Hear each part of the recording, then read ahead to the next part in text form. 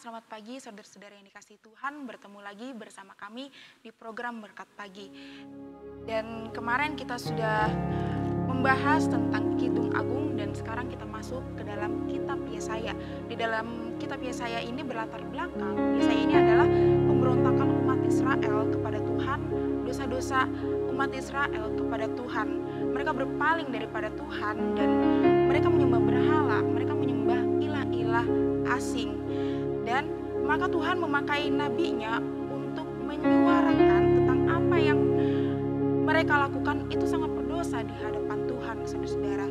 Jadi harapannya adalah agar bangsa Israel bertobat dan kembali kepada Tuhan. Kurang lebih latar belakang Yesaya seperti itu, saudara-saudara.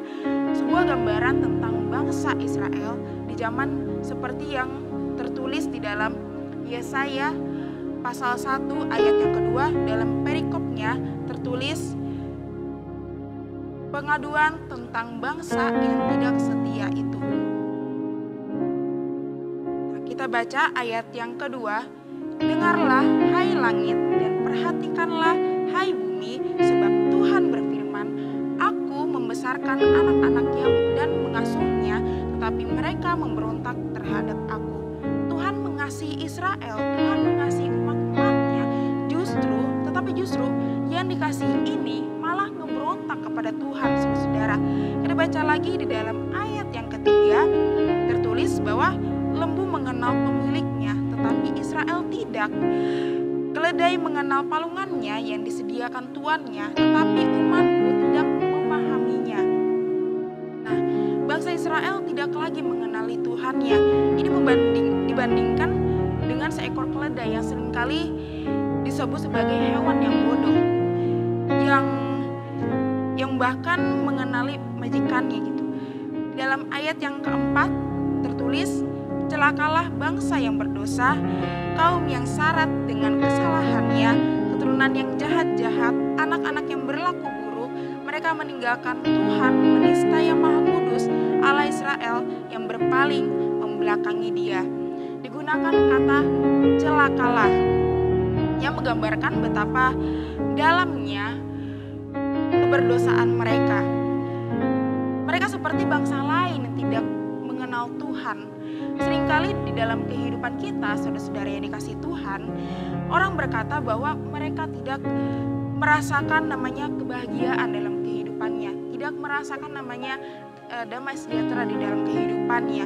Yesaya menunjukkan kepada kita semuanya bahwa tidak ada harapan yang sejati dan abadi bagi kita sampai kita menyadari penyebab dari masalah kita adalah dosa. Di dalam ayat yang kelima sampai yang kedelapan, Tuhan memberitahukan kepada kita semuanya untuk melihat diri sendiri dan kondisi kerohanian kita, saudara-saudara. Keras kepala dalam mempertahankan hidup berdosa, kita menjadikan kita banyak luka dan dihukum. Kita tidak hidup sesuai dengan dipimpin Tuhan dan melakukan segala hal salah dalam kehidupan kita. Kita tidak dapat melihat bahwa dosa akan membunuh kita. Hidup kita gak berdaya, hidup kita gak ada harapan di dalam dosa, saudara-saudara.